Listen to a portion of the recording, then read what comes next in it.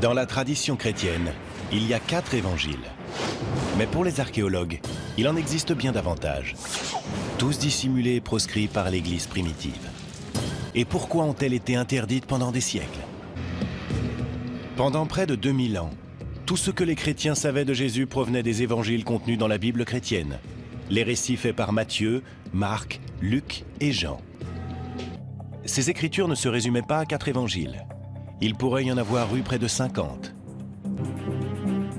Certains de ces écrits ont été mentionnés par des auteurs antiques, mais jusqu'à récemment, ils semblaient avoir tous disparu.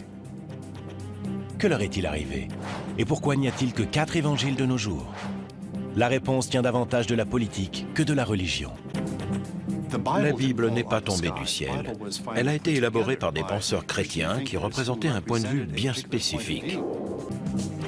Et l'homme qui en a déterminé le contenu avait des intentions très concrètes, qui n'avaient que peu de rapport avec la religion.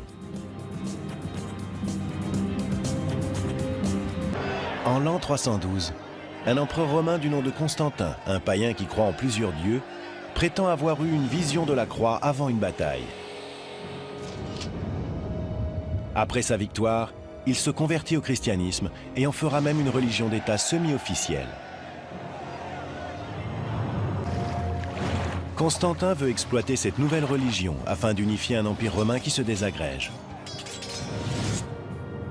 À cette époque, le christianisme est une religion très peu organisée, composée de communautés aux croyances diverses et qui se base sur des textes différents.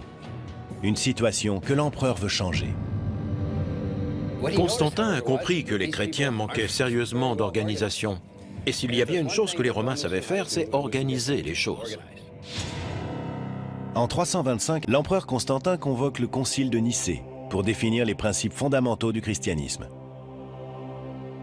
Il réunit les dignitaires chrétiens les plus influents pour discuter de la manière d'établir un dogme officiel. Il est intéressant de noter que ce que l'empereur cherche avant tout, c'est l'unité.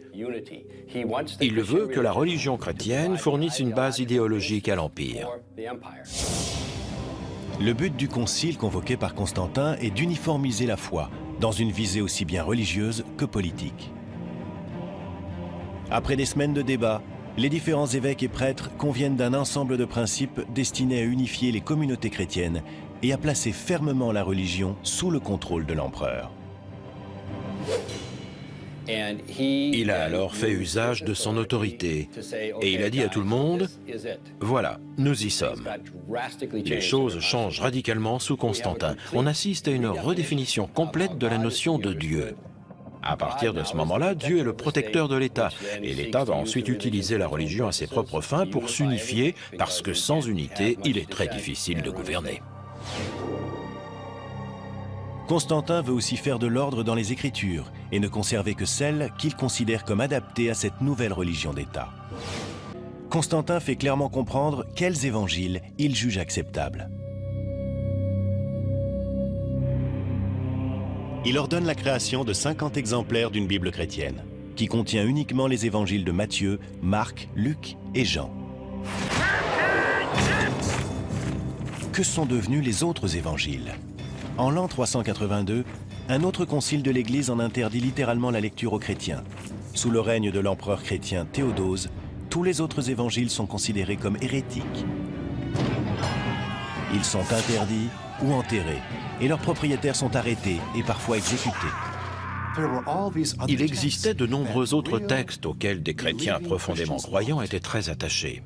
Pendant très longtemps, ces gens ont lu ces textes, jusqu'au jour où des évêques leur ont dit « Tu ne liras pas ceci, mais tu liras cela ». Que contenaient ces évangiles perdus? Pourquoi étaient-ils considérés comme dangereux au point de devoir être interdits ou détruits?